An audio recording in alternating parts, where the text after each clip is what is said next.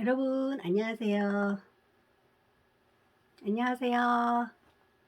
여러분 여름 독서교실에 참석하게 된 여러분을 진심으로 환영합니다. 어제 도서관 탐사와 도서관을 견학하고 여러 가지 체험을 했을 거예요. 오늘은 우리 한국 문화가 전 세계적으로 어떻게 전파되고 있고 세계 사람들이 어떤 문화 현상으로 받아들이고 있는지, 또 그것의 중심이 되고 있는 K-팝 한국 문화에 대해서 이야기해 보려고 합니다. 그러기 전에 여러분 저를 소개하겠습니다. 저는 어떤 사람일까요? 네, 도서관의 사서입니다. 도서관에서 거의 어린이 책을 너무 좋아해서 어린이실에 주로 많이 있었고, 내 생각에 한 3만 권 정도 책을 읽은 것 같아요. 어린이 책을. 어린이 책 3만 권 읽기 되게 쉬워요. 어떻게 쉽냐면 한 60권짜리 세계문학 전집을 다 읽잖아요. 그러면 그 세계문학 전집이 유아용도 있고 또 중학년용도 있고 고학년용도 있어요. 그러면 그 똑같은 이야기를 한두 번만 더 읽으면 책이 출판사별로 다 나오기 때문에 3만 권을 쉽게 읽을 수 있어요. 저는 소설책이나 역사책은 읽기 되게 수월했는데 과학책은 읽기가 되게 힘들었어요. 근데 어떤 친구들은 저는 수학책이나 과학책은 읽기가 엄청 좋은데 다른 소설책은 잘 안 읽힌다 이런 사람도 있었고, 또 어떤 친구는 그 퀴즈 맞히기, 만화, 속담 이런 거는 굉장히 좋은데 글자가 있는 책은 되게 읽기 싫다, 읽기 힘들다, 이건 너무 양이 많지 않느냐 이렇게 얘기하는 친구도 있어요. 선생님은 그런 모든 친구들에게 재밌게 독서 운동도 하고 또 독서를 말하고 쓰고 그리고 읽고 토론하고 이렇게 4가지 활동을 하면서 독서의 즐거움을 느끼고 또 독서가 점진적으로 실력이 향상될 수 있도록 가르쳐주는 일을 주로 하고 있었습니다. 선생님 이름은 아름답고 착하다. 그래서 김미선이에요. 그래서 아버지가 너는 아름답고 착한데 거기에다 한 가지만 더 있으면 좋겠다. 진, 배울 진, 읽을 진, 공부할 진, 이렇게 해서 진선미면 여자가 갖춰야 될 모든 것을 다 갖춘 사람일 텐데, 이래서 저는 책이 많이 있는 도서관에서 늘 책을 읽으면서 지냈답니다. 자, 나는 말갈랭이 삐삐를 진짜 좋아하고요. 또 안데르센의 작품들을 참 좋아해요. 그래서 영혼이 늙지 않고 말갈랭이 삐삐처럼 기발한 상상력과 힘도 세고 돈도 많고 또 재미있는 상상력으로 살고 싶은 그런 사서입니다. 자, 제가 제 소개를 했으니 다음에는 여러분의 소개를 한번 해주세요. 몇 학년, 몇 반, 어느 학교 이렇게 흔한 거 얘기하지 마시고 남에게 나를 소개할 때 내가 좋아하는 것, 싫어하는 것, 그리고 어떤 것에 관심이 있는지 이런 것을 가지고 한 문장으로 얘기해 주세요. 근데 지금 한 문장으로 얘기하라는 이유는 나만 얘기하고 끝나는 게 아니라 옆에 있는 사람을 한번 살펴보도록 할 거거든요. 일단은 한 문장을 마음속으로 만들어 보세요. 예를 들면 이런 거예요. 나는 만화를 되게 좋아하고 우표 수집을 잘하는데 설거지는 싫어하는 김미선입니다. 이렇게 한 문장으로요. 자, 해보세요. 자, 우리가 지금 오늘 참석한 30명의 소개를 다 했어요. 혹시 이 중에서 내가 6사람을 소개할 수 있다. 손 들어보세요. 네, 해보세요. 그러니까 이러는 거예요. 저 친구는 딱지치기를 좋아하고 모모를 싫어하는 김병석입니다. 또 애기 보기를 좋아하고 공부를 싫어하는 김소똥입니다. 뭐 이렇게 6명을 소개할 수 있었으면 여러분이 기억력이 굉장히 좋은 거예요. 좋아하고 싫어하고를 중심으로 자기소개를 하는 이유가 있어요. 모든 소설책이나 동화책에는 누가 있어요? 주인공과 등장인물이 있어요. 근데 주인공과 등장인물은 그 이야기를 잘 엮어가야 되는 특징이 있다는 거죠. 해리포터는 어떤 특징이 있죠?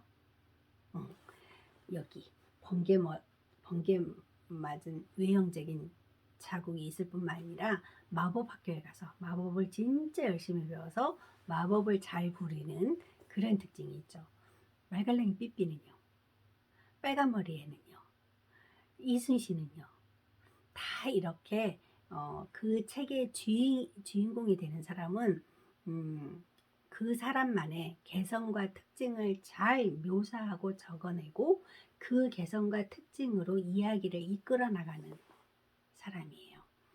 위인전기만 해서 만약에 이순신 위인전기다 그러면 이순신의 삶과 그 사람의 일생이 다 녹여져 있잖아요. 그것이 그 사람의 특징이고 그 사람의 캐릭터인 거죠.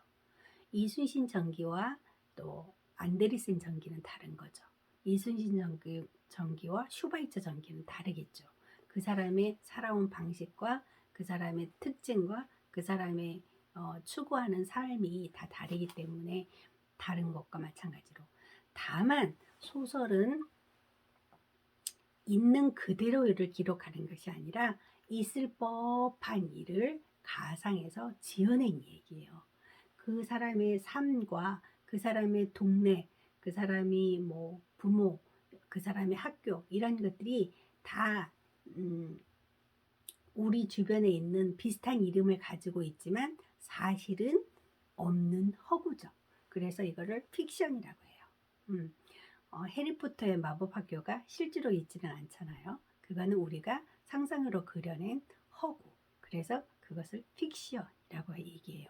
그 대신 있는 그대로를 기록하는 거, 그게 주로 과학책이 될 건데, 혹은 과학 다큐멘터리 이런 거, 그 다음에 사실에 기반해서 그거를 잘 짜서 쓴 책 이런 것을 non-fiction이라고 얘기해요. 소설은 픽션이라고 얘기하고요. 그거는 작가가 있을 법한 현실을, 있을 법한 세계를 재밌게 혹은 무섭게 귀기하게 상상력을 발휘해서 지어낸 이야기거든요. 예, 그게 다른 거예요. 자, 여러분은 이제 어떤 자기가 좋아하는 그러니까 책의 장르가 있을 거예요. 어떤 친구는 소설을 좋아하고 어떤 친구는 뭐 엉덩이 탐정을 비롯한 탐정물을, 추리소설물을 좋아하고 어떤 친구는 역사를 좋아하고 어떤 친구는 과학을 좋아하고 어떤 친구는 뭐 음악 예술, 만들기 이런 거를 좋아할 수도 있겠죠. 그런 모든 종류의 책들이 다 모여져 있는 곳이 어디예요? 네, 바로 도서관이에요. 그런 다양한 모든 우리의 문화적인 것들이 책으로 만들어져서 그 책들을 주제별로 꽂아놓고 이용시키는 곳이 바로 도서관이랍니다. 자, 오늘 얘기할 주제는 뭐냐면 한국의 문화가 이제 우리나라를 넘어서 전 세계로 퍼져나갔어요. 이걸 두 글자로 뭐라고 할까요? 네, 맞아요. 한류라고 하더라고요. 한류, 코리아 웨이브. 마치 어떤 물이 흘러서 나가듯이 한국 문화가 전 세계로 흘러나가는 것을 한류라고 해요. 지금 세계에는 약 70억 가까이의 인구가 사는데 요즘 70억 인구를 이제 내가 탁 태어났어. 지금 이 세계에 살고 있어. 그런데 이 세계에 70억의 인구가 사는데 그 70억의 인구가 사람들의 마음속을 변화시킬 수 있는 가장 쉽고 어쩌면 우리가 할 수 있는, 개인이 할 수 있는 가장 큰 힘이 뭘까요? 네, 저는 그게 음악이라고 생각해요. 음악. 세상을 변화시키는 여러 가지 방법 중에서 어떤 사람은 전쟁을 하기도 했고 어떤 사람은 돈을 많이 벌어서 뭐 돈을 뿌리고 다니면서 전 세계를 여행하기도 했고 다양한 방법이 있었어요. 그런데 빌 게이츠 같은 사람은 컴퓨터를 만들어내기도 했고 어떤 사람은 애플이라는 핸드폰을 만들어내기도 했잖아요.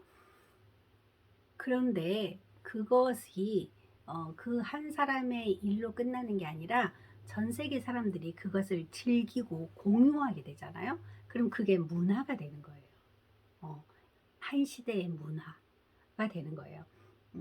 쉬운 예를 들면 우리는 밥을 먹을 때 수저하고 젓가락을 사용하죠. 이것도 우리의 식생활 문화예요.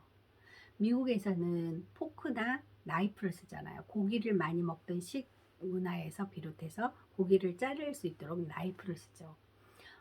또 옷 입는 복식 문화가 다를 수도 있어요. 우리는 예전에는 한복을 입었고 지금은 이렇게 양장을 입지만 아프리카나 어느 지역에서는 옷을 안 입고 밑에 뭐 훌라후프 같은 치마만 두른다든지 뭐 이런 것도 문화죠.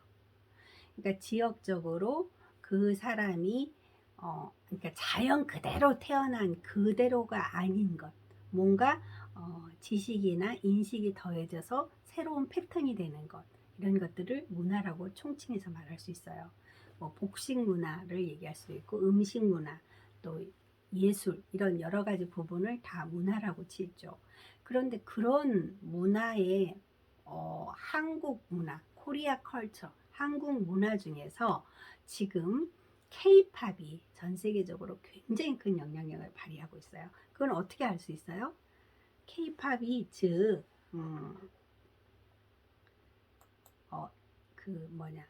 K-팝이 즉 전 세계적으로 인기를 얻고 있고 그 공연을 세계적으로 가면서 그 K-팝으로 인한 여러 가지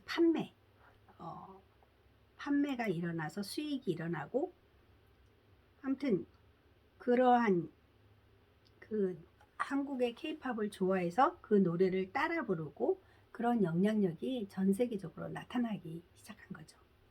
요즘 뉴스를 자주 보시는 사람은 혹시 알지 모르겠는데 BTS가 누구를 만났어요? 네, 바로 미국의 대통령을 만났어요. 그것도 미국의 대통령실에서 파티를 하기 위해서 와서 노래를 불러달라 이런 게 아니에요. 뭐 때문에 오라 그랬죠? 네, 동양인이나 소수민족을 때리고 괴롭히고 외면하고 막 폭력을 행사하는 사람들에게 그러지 말라고.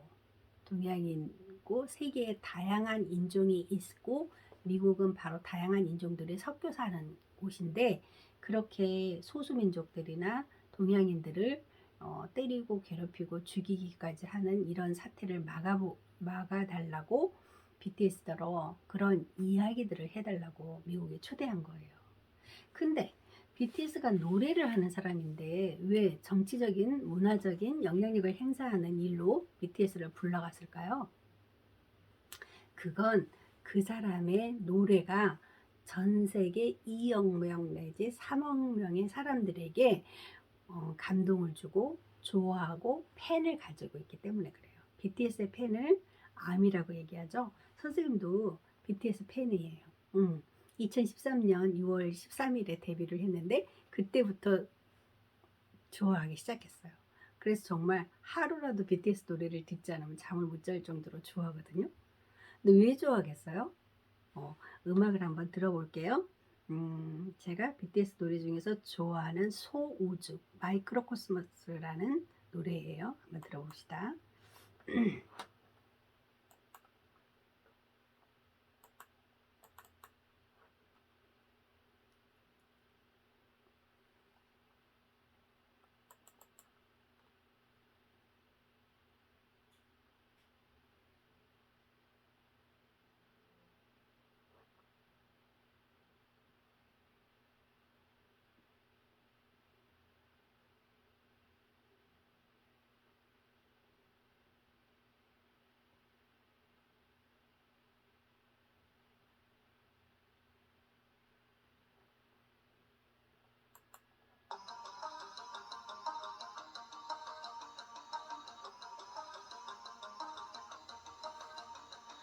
반짝이는 별빛들 깜빡이는 불켜진 건물 우린 빛나고 있네 각자의 밤 각자의 별에 어떤 빛이 나와 없던 빛은 다워 사람들의 불빛들 소중한 나널 어두운 밤 외로운 너 별처럼 다 어른된 나 사라지지 마 금전제니까 Let it shine 저기 밤의 표정이 이토록 더 아름다운 걸 저 별들도 불빛도 아닌 우리 때문일 거야 You're coming 난 너를 보며 꿈을 꿔 I got you 지극 같은 눈들 속 서로가 본 서로의 빛 같은 말을 하고 있었던 거울 가장 깊은 밤에 더 빛나는 별빛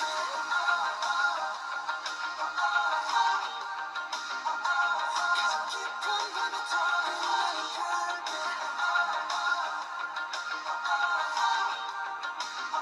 더 깊을수록 더 빛나는 별빛 한 사람의 하나의 역사 한 사람의 하나의 별 75개의 빛으로 빛나는 75가지의 world 75가지의 삶 도시의 야경은 어쩌면 또 다른 도시의 밤 각자 많은 꿈 let us shine 넌 누구보다 밝게 빛나 어쩜 이 밤의 표정이 이토록 더 아름다운 걸 저 어둠과 달빛도 아닌 너의 때문일 거야 You're coming 난 너를 보며 꿈을 꿔 I got you 지금까지 서로 같은 말을 하고 있었던 거를 가장 깊은 밤에 더 빛나는 별빛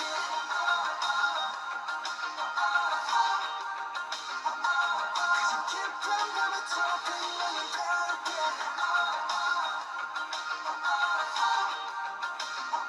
더 깊을수록 더 빛나는 별빛 도시의 불 이제 올려본만 하늘에 날 돌려 사람이란 걸 사람이란 걸 너 가득한 바로 이곳에서 We shine You got me 난 너를 보며 숨을 쉬어 I got you 지옥 같은 밤들 속에 Shine through smile 얼마나 살았던 날 우리는 이대로 빛나 Shine through smile 얼마나 살았던 날 우리 그 자체로 빛나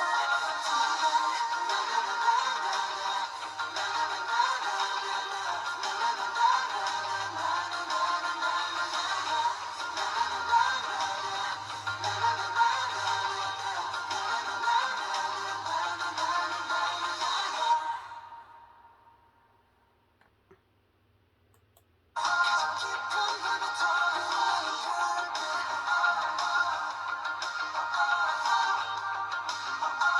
더 깊을수록 더 빛나는 별빛 한 사람의 하나의 역사 한 사람의 하나의 별 75개의 빛으로 빛나는 75가지의 world 75가지의 삶 도시의 야경은 어쩌면 또 다른 도시의 밤 여기서 RM이 70억 명의 사람 70억 명으로 빛나는 70억 개의 월드라고 하잖아요. 그 RM이 말하는 부분이 랩이에요. RM이 주로 하는 것이 랩 파트예요. 그래서 이 책은 바로 사고뭉치는 래퍼가 되고 싶어서 혹은 랩을 부르는 4명의 아이들의 우정 이야기거든요. 그런데 우리 K-팝 속에는 원래 팝송은 미국에서 들어온 음악이잖아요. 근데 미국 음악을 그대로 따라서 부른 것이 아니라 K-팝, 코리아 팝이라고 하잖아요. 우리 스타일로 바꾼 거예요. 그러면 그 음률 속에 리듬 속에 힙합적인 요소와 EDM적인 요소와 다른 여러 가지 요소가 섞여 있대요. 그것이 굉장히 정서적으로 잘 버물러져서 리드미컬하게 되어 있는 그 음악이 세계 사람들에게 다 매력적으로 들린 거죠. 그래서 그게 퍼져나가기 시작하는 거죠. 이 마이크로코스모스, 우리나라 말로 하면 소우주라고 하는데 작은 우주, 하나의 인간이 작은 우주라는 거예요. 한 인간이. 70억 명의 세계라고 말하잖아요. 70억의 월드라고 얘기하는 가사가 있거든요. 그래서 이 가사가 진짜 좋으니까 한번 집에 가서 인터넷을 뒤져서 가사를 찾아갖고 한번 써보세요.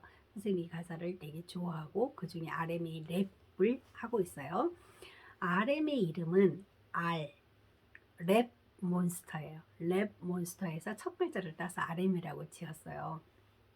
근데 원래 방시혁이라고 빅히트의 지금 사장이라고 하는 사람이 원래는 작곡가였어요. 작곡가고 노래를 잘 만들었어요. 여러분 혹시 알지 모르는데 종 맞은 것처럼 뭐 이런 노래를 작곡한 사람이어서 그 작곡에 대한 저작권료가 어마어마하게 많았었대요. 그런데 거기 그 회사를 때려치고 빅히트라는 조그만 회사를 하나 차린 거예요.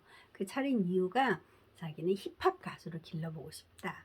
왜냐하면 앞으로의 세계는 힙합을 부르는 사람이 대세를 차지하게 될 것이다. 이렇게 생각한 거예요. 왜냐하면 우리나라 옛날에 뽕짝이나 혹은 가요라고 부르는 노래가 굉장히 대중들에게 인기는 있었지만 전 세계적으로 히트를 치지는 않았어요. 그렇게 히트친 노래는 없었는데 어떤 노래에서부터 전 세계 사람들이 케이팝을 주목하게 되었어요? 맞아요. 싸이의 강남스타일이죠. 네, 강남스타일은 우리 가요하고는 정말 다르죠. 그럼에도 불구하고 그 싸이의 강남스타일이 그 DVD나 CD 판을 내기도 전에 유튜브에 올렸는데 순식간에 몇억 명이 보게 된 거예요. 그러면서 뭐 미국에서 파리에서 영국에서 저 멕시코에서 저 나라에도 강남스타일 노래를 부르고 난리가 난 거죠. 전 세계 인구 중에 적어도 2억 명은 말춤을 한번 춰봤다고 선생님은 생각해요. 아직도 강남스타일을 부르고 있고 그 강남스타일이라는 걸로 인해서 싸이가 굉장히 많이 전 세계적으로 돈을 벌었음에도 불구하고 지겹다고 느낄 만큼 그렇게 많이 불러야 했대요.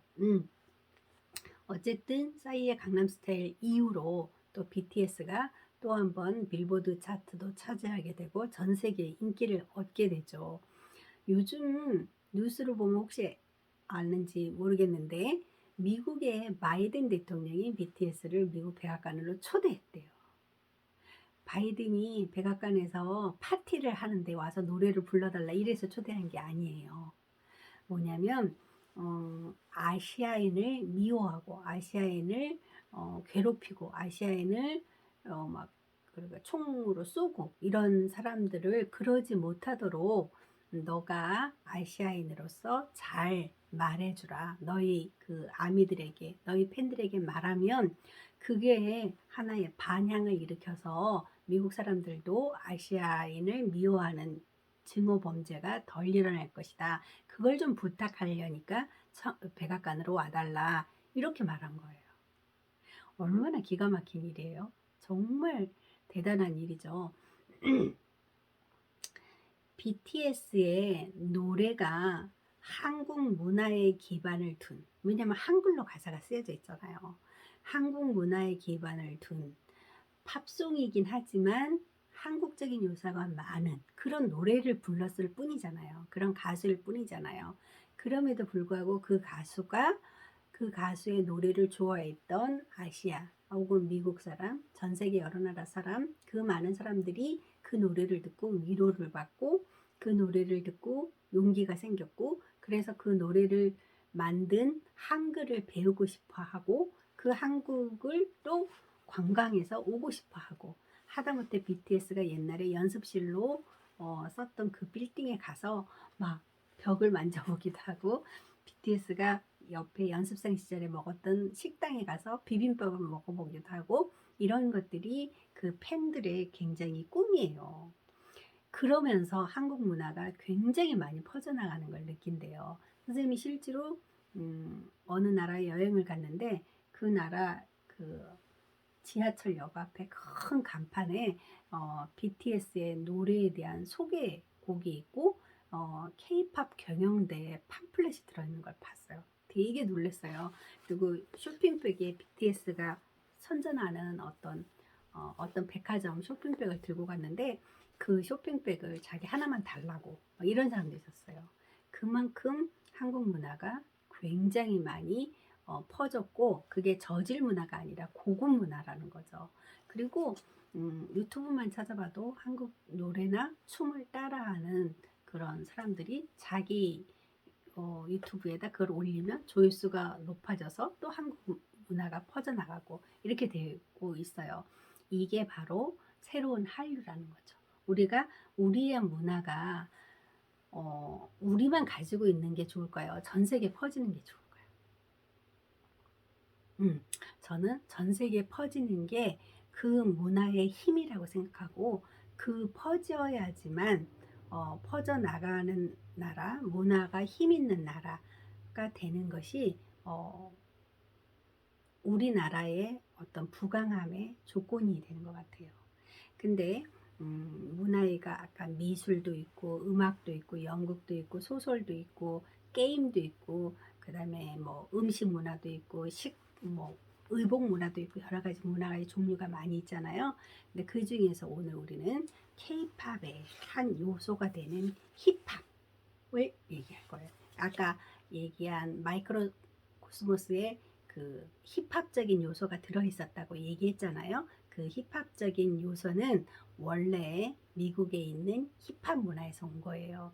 그 문화에서 온 게 아이들도 좋아하고 고등학생들도 자기 가사로 그 고등 래퍼라는 TV 프로에도 나가고 이러면서 점차 퍼져서 우리나라의 음악의 한 줄기가 되어가고 있어요. 그것도 곧 K 힙합이라고 해서 아마 미국에 히트칠지도 모르겠어요.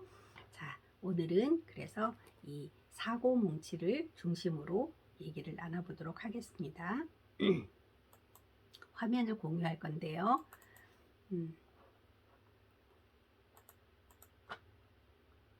아까 어디까지 얘기했냐면 이 화면 한번 보시겠어요? 이 세상에 여자 중에서 세계 네 번째로 돈이 많고 세계 네 번째로 유명한 여자분이 있어요. 누구게요? 다 한 사람은 미국 사람, 한국 사람, 영국 사람이에요. 네, 여기 사진에서 보듯이 한 사람은 오프라 윈프라라는 미국의 배우 겸 방송인이에요. 이 여자는 계속 책을 읽고 독서만 가지고 책으로 토론을 하거나 그 프로그램을 운영함으로써 전 세계에 굉장히 영향을 미치는 그런 사람이 되었고요. 그 옆에 있는 여자는 바로 해리포터를 쓴 조인 롤링이에요. 조인 롤링. 원래 조인 롤링은 굉장히 어렵고 미혼모로 아기를 낳자마자 남편이 이혼해가지고 혼자서 밥을 얻어먹으면서 거리를 돌아다니고 막 그럴 정도로 가난했어요. 그런데 자기가 어린 시절에 그 다락방에서 상상하고 꿈꿨던 이야기를 소재로 글을 써서 그게 바로 해리포터가 된 거죠. 처음에는 해리포터와 마법사의 돌이란 1권, 한 권만 쓴 거예요. 근데 너무나 인기가 좋아서 지금 이렇게 여러 가지 권수로 나왔죠. 이렇게 책 한 권을 쓴다는 거 혹은 작가의 머릿속으로 나온 여러 가지 이야기를 책으로 쓴다는 거, 그 책을 읽은 사람에 의해서 문화가 전 세계적으로 전파된다는 거, 이런 것을 한번 기억하면 좋을 것 같고요. 그 다음에 책을 소개하면 바로 이 책이에요. 원래는 제이원이라는 작가가 제이원이에요. 누굴까 하고 되게 궁금했어요. 근데 내가 이 사람을 조사해 보니까 처음 책을 쓴 게 히트한 거예요. 선생님이 사실은 이 책을 처음 나오자마자 추천해 줬어요. 이거 정말로 4, 5학년 어린이가 꼭 읽었으면 좋겠다. 그런 이야기를 쓴 책이에요. 네, 선생님은 이제 그 사고뭉치 우리가 힙합이라는 책이고 그 다음 책은 이제 그거 BT에 맞게 BT의 몸을 맡겨라 라는 책. 그러니까 힙합을 하는 아이들이 힙합 춤을 추잖아요. 엉덩이를 원래 힙합이라는 뜻이 약간 엉덩이를 흔들면서 추는 춤에서 비롯되었다고 하더라고요. 그래서 아마 이런 책을 썼고요. 랩이 뭐고 힙합이 뭔지 잘 모르는 친구들이 있을 거예요. 지금 4학년이기 때문에 저 선생님 이상한 소리 한다. 나 저런 소리 처음 들어보는데 왜 랩을 얘기하고 힙합을 얘기하는 거지? 이렇게 얘기할 거예요. 근데 가만히 이 책에 보면 여기에 하나부터 열까지 설명을 다 하면서도 내 아이가 되게 재밌게 이 책을 이끌어 나가요. 이 책에서 힙합은 이렇게 설명하고 있어요. 미국에서 소수민족, 흑인들이 모여 사는 빈민가에서 만들어진 한 삶의 방식이다. 그 중에 춤도 있고 그림도 있고 패션도 있는데 그 중에 음악적인 부분을 랩이라고 한다라고 얘기해요. 혹시 여러분이 이거 비트박스 하는 친구 없어요? 없어요? 비트박스? 지난번에는 비트박스 하는 친구가 나와서 들려줬는데 푹치기 푹치기 푹치기 푹치기 푹치기 푹치기 약간 입으로 약간 리듬을 내는 박자를 내는 그런 음악이 있어요. 그걸 비트박스라고 하는데 붐이라는 가수가 그 비트박스 잘하던데 아무튼 그렇게 그런 비트가 있고 또 라임이 있고 가사에 그 다음에 플로어가 있고 또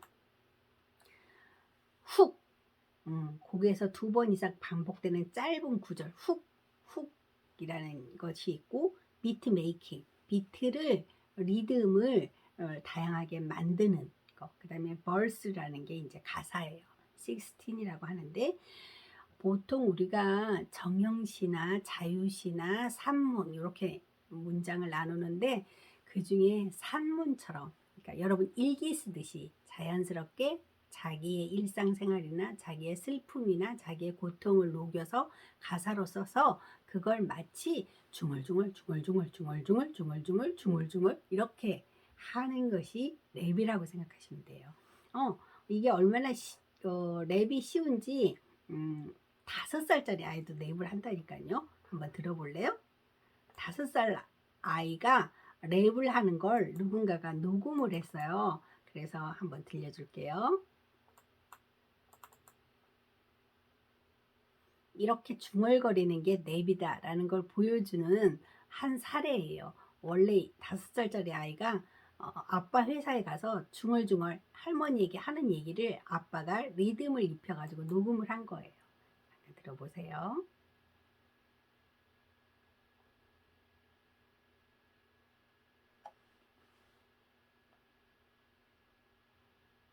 만 5세되는 노을이가 프로듀서 신요한의 작업실에 놀러와서 음악 작업을 방해하면서 놀던 것을 그 작곡가가 비트에 맞춰서 녹음을 한 거래요. 이게 여기에 들어가 있어요.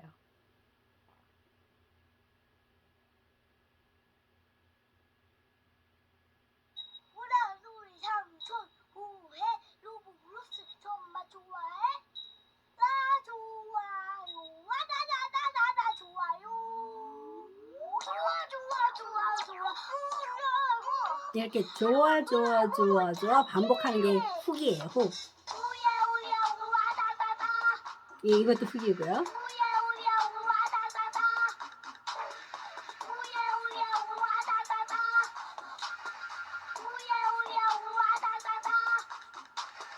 택배 장난감은 되게 좋아하는데 시가 안 말려서 어떡해? TV 봐야지. 근데 컴퓨터가 없어가지고 옷도 안 입었는데 너무 춥잖아. 일부러 계약 걸었는데 너무 춥잖아. 하나 둘셋넷 좋아 한번 놀아보자 예 우야 우와다다다 우야 우와다다다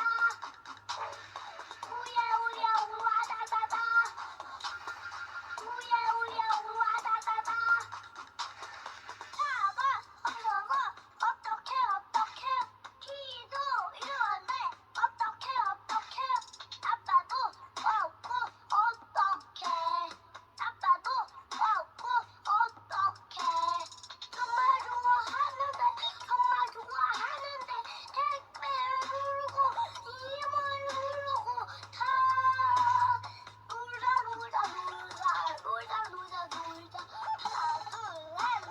자, 여기까지만 들을게요. 음.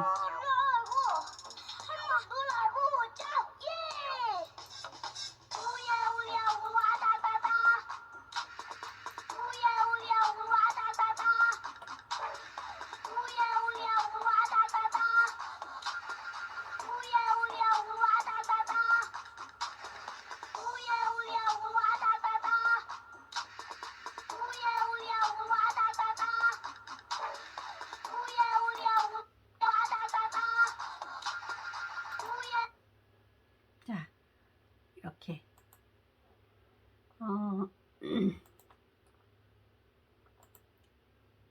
이 책에서도 나와 있는데 그 라임이라고 아까 그 문장에 앞에 모음과 뒤에 모음을 맞추는 게 있어요. 예를 들어 보면 이런 거예요. 아리아리랑 쓰리쓰리랑 아나리가 났는데 여기서 아리아리랑 쓰리쓰리랑 할 때 이 아로 끝나는 것 이런 것들이 라임을 맞춘다고 해요. 또 아프지 말고 아랑곳 말고 아두 아주 아프리카 말고 아라비아 말고 아메리카로 아싸라비아 아리아리랑 쓰리쓰리랑 아나리가 났네. 이것도 이 책 속에 라임을 예로 들어서 문장을 쓰고 있는 걸 볼 수가 있어요. 자, 이제 본격적으로 얘기를 들어가 봅시다. 이 책의 주인공 이름은 누굴까요? 네, 맞아요. 한눈팔기. 한눈팔기예요. 선생님이 그려봤어요. 이거 저작권 때문에. 혹시 내가 구두를 베꼈으면 안 될 것 같아서 되게 활발해 보이죠? 왜 한눈팔기가 한눈팔기라는 이름을 지었게요? 얘네 엄마가 맨날 너 한눈 팔지 마 집중해 집중해 이렇게 얘기한 거예요. 그러니까 얘가 정말 그 소리 너무 듣기 싫어 그래가지고 얘가 정말로 좋아하는 거가 있다면 자연스럽게 거기에 한눈 팔게 되지 않아? 그러니까 나는 본격적으로 힙합에다 한눈 팔게 팔아버릴 거야. 이래서 자기 별명을 한눈 팔기라고 지었어요. 얘 본명이 뭔지 아는 사람? 네, 책 읽어보세요. 안 가르쳐 줄 거예요. 네, 얘는 진짜로 힙합을 하고 싶은 거예요. 그래서 그 얘가 모이는 한강변에 어디에 갔다가 자기보다 더 랩을 잘하는 애를 만나요. 그러면 만나면 둘이 어떻게 해요? 누가 더 잘하는가를 알기 위해서 배틀을 붙잖아요. 그렇게 해서 또 만나는 아이가 누구겠어요? 네, 박치기예요. 박치기. 박치기. 이렇게 그려봤어요. 책에는 모자를 쓰고 나타나요. 그 애기 유아 모자 같은 모자를 쓰고 눈을 다 가리고 코만 내놓고 있는 박치기. 근데 얘는 닭똥 같은 입으로 박치기를 되게 잘하는 거. 북치기 박치기 북치기 박치기 북치기 박치기 하는 리드미컬한 걸 너무너무 잘하는 거예요. 그리고 얘는 항상 혓바닥을 낼름거리면서 북치기 박치기 연습을 하고 있는 거예요. 얘는 박자의 박, 그 다음에 치기의 치, 그래서 이름이 박치기라고 지은 거예요. 이름을. 자, 또 하나 이름은 등장인물은 누구게요? 얘예요. 얘는 말더듬이에요. 근데 너무나 이상한 게 얘는 학교에서는 말을 더더더 더듬어갖고 말을 제대로 못해요. 근데 랩을 할 때만은 말을 더듬지가 않아요. 너무나 자연스럽게 말해요. 자기가 이걸 가지고 가사도 또 쓰고 그랬어요. 좀 이따 볼게요. 그다음에 얘는 또 누구게요? 잘난 척하는 범생이. 얘 이름은 아이씨예요. 아이씨. 그 아이씨는 영어로 I see, 내가 안다, 내가 너를 본다 그런 뜻도 있지만 이중적인 의미 있어요. 이씨, 에이씨. 하도 엄마가 뭐가 시키고 공부하고 학원 가라고 하는 게 너무 싫어서 A씨 하고 말할 때는 아이씨라고 쓴대요. 그래서 이름을 아이씨라고 지었어요.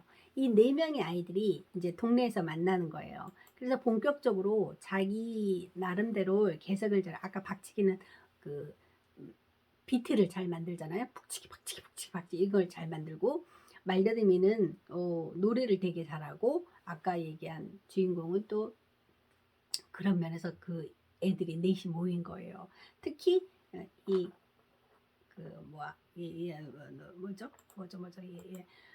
아이씨. 아이씨는 정말 듣도 보도 못한 아주 천재적인 랩을 하고 특히 영어로 랩을 만들어요. 특히 얘가 만든 이 책 중에 나오는데 후크 선장을 예로 든 그 랩 가사는 보고 선생님 기절할 뻔했어요. 너무나 도저히 3, 4학년 어린이들의 머릿속에 상상되지 않을 만큼 잘 썼더라고요. 그래서 남들은 나를 떨어 모범생이라고 하지만 사실 나는 혼자 할 줄 아는 게 없는 부모보이. 하지만 벗어나고 싶어. 그 부모나 이런 틀에서 벗어나고 싶은 강력한 욕구를 가지고 있는 거예요. 그리고 얘가 엄마는 공부하는 줄 알지만 책상 밑에다 몰래 가사를 쓰거나 랩을 만들거나 부르거나 이렇게 했었던 거예요. 얘는 진짜로 하고 싶은 게 래퍼인 거죠. 자, 이런 애들이 만났어요. 근데 이 책에서 보듯이 랩 가사를 쓰는데 제일 중요한 게 뭘까요? 네, 맞아요. 나의 이야기를 솔직하게 혹은 독창적으로 묘사하도록 하고 있어요. 그 어떻게 하면 그 누구와도 다른 이야기를 들을 수 있을까? 독창성이야말로 예술가를 끝내주게 만든다라고 책은 쓰고 있어요. 만약에 래퍼들이 다른 사람의 시나 다른 사람 책에 있는 내용이나 또 다른 사람의 이야기를 그대로 모방만 해서는 감동을 줄 수 있을까요? 네, 없을 거예요. 그 미국의 랩이 그 흑인들의 애환에서부터 비롯된 것과 마찬가지로 이 랩은 어떻게 보면 소수자 혹은 약자들의 이야기를 가장 큰 목소리로 외쳐낼 수 있는, 외쳐서 그걸 알릴 수 있는 이런 기운을 가지고 있어요. 그래서 여기서 이렇게 말하고 있어요. 세상을 구하겠다는 거창한 주제는 다루지 않아도 된다. 저항이 아니어도 상관없다. 현실만을 다룰 필요도 없다. 말도 안 되는 내용을 다룰 수도 있다. 꿈이어도 되고 뻥이어도 된다. 단순한 말장난도 된다. 랩에서 정말 중요한 거는 끝내주는 이야기를 얼마나 끝내주게 들려줄 것인가 하는 거예요. 이 독창성 있는 랩이야말로 정말 이 래퍼가 지향해야 될 가장 중요한 덕목인 거라고 생각해요. 이따가 이 독창성의 부분에서 정말 뛰어난 BY라는 래퍼의 데이데이라는 노래를 한번 들어보도록 하겠습니다. 결국 이 글쓰기를 잘하거나 뭐 랩을 쓰거나 한글 가사를 쓰거나 시를 쓰거나 산문을 쓰거나 수필을 쓰거나 어떤 것을 쓰더라도 단어를 많이 알아야 돼. 단어를 많이 알고 그 단어가 문장 안에서 어떤 의미를 가지는지 어떤 마술 그 단어의 적절한 짜임을 가지고 어떤 의미를 전달하고 있는 건지를 아는 것들이 되게 중요한 거죠. 근데 랩도 역시 마찬가지예요. 말의 전쟁인 랩에서 단어는 무기나 다름없다. 어떤 상황이건 무기를 많이 지는 사람이 이기기 마련이다. 단어를 많이 알수록 주제를 효과적으로 표현하고 감정을 묘사하기 더 쉬워진다. 어휘력은 그저 많이 읽는다고 해서 느는 게 아니다. 많은 사람과 대화를 나누고 뉴스를 보고 세상 돌아가는 일에 관심을 가져라. 특히 한 단어가 지닌 여러 의미를 알면 재치 넘치는 말장난을 구사할 수 있다. 그래서 랩을 쓰는데 중요한 게 아까 조금 전에 얘기한 독창성과 그리고 단어를 많이 알 것, 그 다음에 그 문장을 조금 다듬을 수 아는 그런 것도 좀 필요한 것 같아요. 자.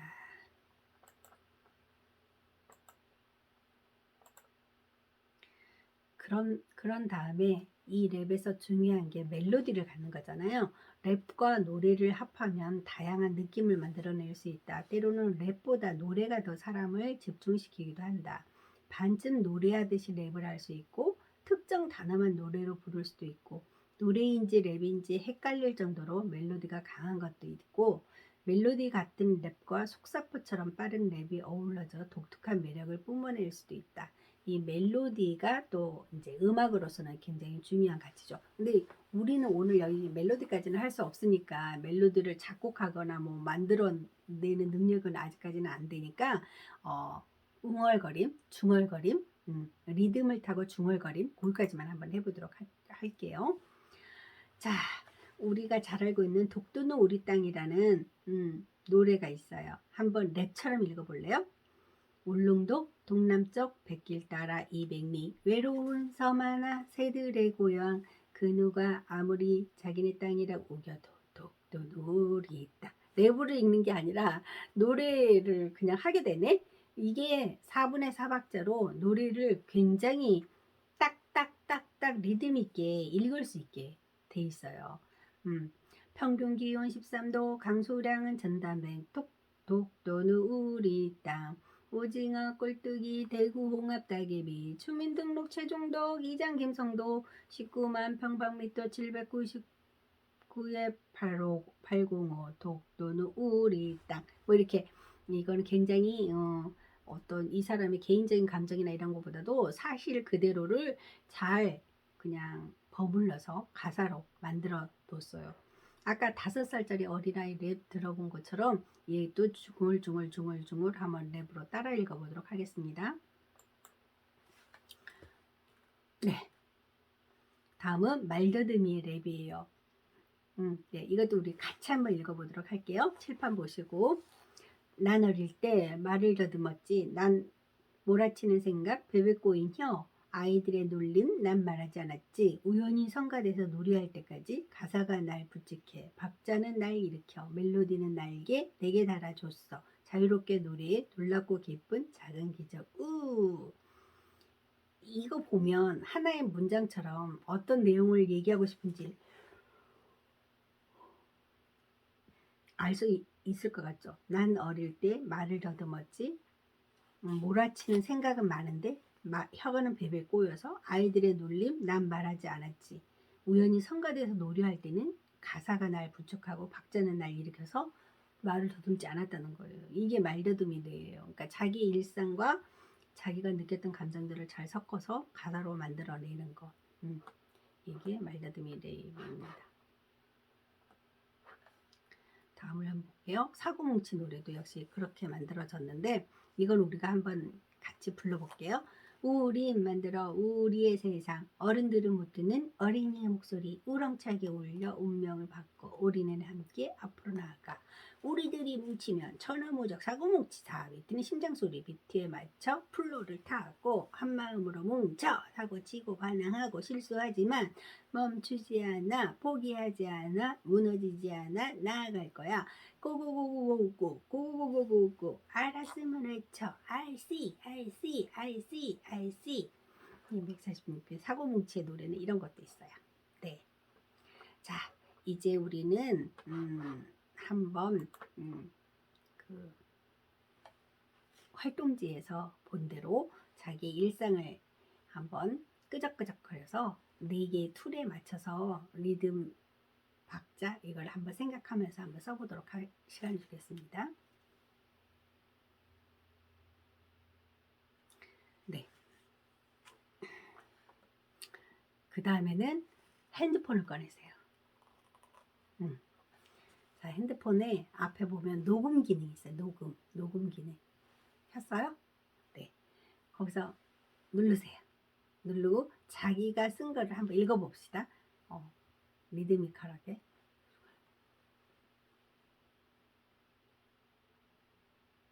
자, 녹음 중지, 저장. 네, 그게 1번이에요. 이제 그거 한번 다시 들어보세요. 자기가. 네, 어딘가 말이 이상하거나 혀가 꼬인다거나 말이 제대로 뜻이 통하지 않는다는 부분이 있어요. 그러면 자기가 쓴 것을 한번 고쳐볼까요? 또 리듬, 라임에 맞게 한번 고쳐보고요. 야, 됐죠? 잘 4분의 4박자의 정형 혹은 어떤 웅얼거림의 뜻이 잘 통하도록 해봤으면 다시 한번 핸드폰을 켜고요. 녹음 누르고요. 다시 한번 해볼까요?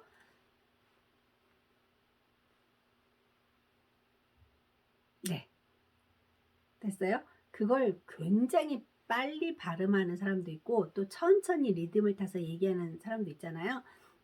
여러분에게 들려주고 싶은 곡은 BY라는 래퍼의 데이 나날들 있지 날 DAY 오늘 날 하는 거 있잖아. 투데이 말고 데이 그 데이데이의 그 박재범이 피처링한 곡이 있는데 이게 랩의 전형인 것 같아요. 선생님 생각에. 선생님 잘 모르지만 그런 것 같아서 그 랩을 한번 들려주도록 하겠습니다.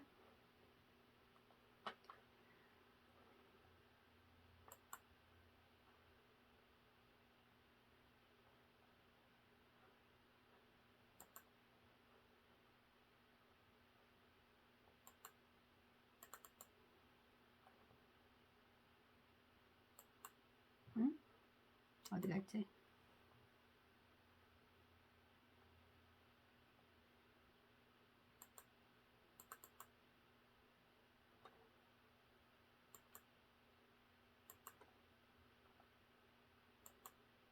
잠깐만요.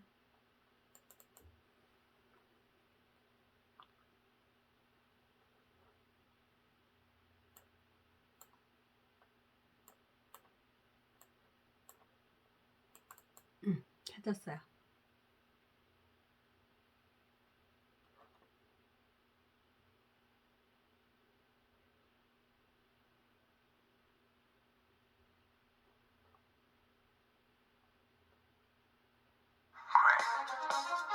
Okay. Welcome to my zone. One for the glory, two for the I don't know, man. Yeah. 한번 돌아가 보자고. Yesterday day. 너가 바로 소녀였을 때에 핑계만 가득했었지 미래의 데이에 소망과 두려움이 내 안에 공존했을 때에 그때에 난 거짓말쟁이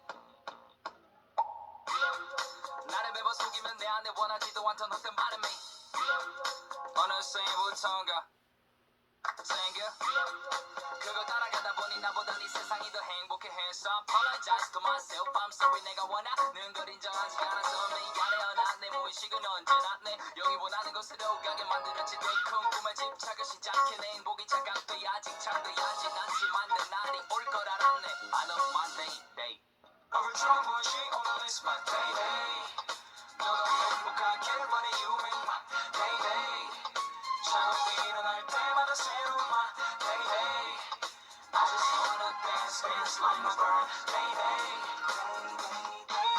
내가 자랑스럽다고 말해 baby 이제 꿈머리로 둘 차례 맘엔 baby 샬롬 모두가 나를 원할 baby I just wanna dance like my birthday 나 선택받은 자 색다른 삶에 사는 날이 가득하네 옛감에 아주 괜찮은 날씨 하늘과 태양은 벌다 못해 아름다워 맥박은 차분 내 말은 안 해도 느껴질 거리 이제 나는 언제 나를 바라보지 않네 I don't care 지금은 나로 말하면 one of those most wanted 왜 나만 내가 중심의 굳건이잖아 주인공이 마냥 그를 주인공이니까 너무가 아니라고 생각해 너도 마찬가지란 말야 이미 가졌다고 생각하고 움직여봐 믿음만 바라는 것은 실상이고 안 빼는 것은 증거니까 네 머리가 네 영혼이 가는 대로 가 기대하고 기다리는 자에게 비가 내리는 법이야 축복은 내가 벌린 이만큼 들어오는 거니까 수수함을 우리 모두가 절대로 잃지 않기 원해라 너의 날은 어차피 올 테니까 편하게 미리 너를 꺼내놔 Always on my grind 내가 꿈꾸던 삶을 살아 너도 왔잖아 Finally I'm done 난 나를 계속 움직이게 해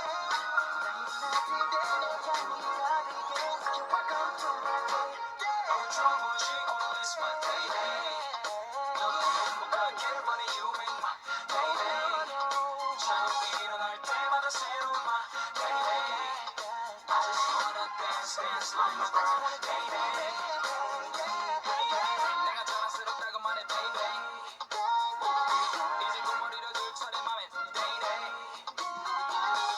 샬롬 모두가 나를 원할 day oh yeah I just wanna dance like a bird dance like a bird dance like a bird day 어때요? 들었죠? 굉장히 흥겨우면서도 선생님이 이 데이데이에 놀란 점은 보통 힙합 그 가사 중에서는 욕도 있고 뭐 성적인 부분, 그다음에 막 남을 미워하거나 질투하거나 돈 많이 벌어서 잘 먹고 잘 살고 싶다, 막 이런 야한 장면이 되게 그런 건전하지 않은 내용이 되게 많은데, 이 데이데이는 성경 속에 있는 용어를 어떻게 잘 풀어내가지고 매일매일 데이데이, 태어난 그날부터 나의 데이데이, 매일매일을 행복하게 살자, 너의 존재감을 인정하고 행복하게 살자라는 주제예요. 근데 굉장히 흥겨우면서도 굉장히 자기의 그 생활을 잘 피력한, 자기의 감정을 잘 소화해서 집어넣은 그런 가사였던 것 같아요.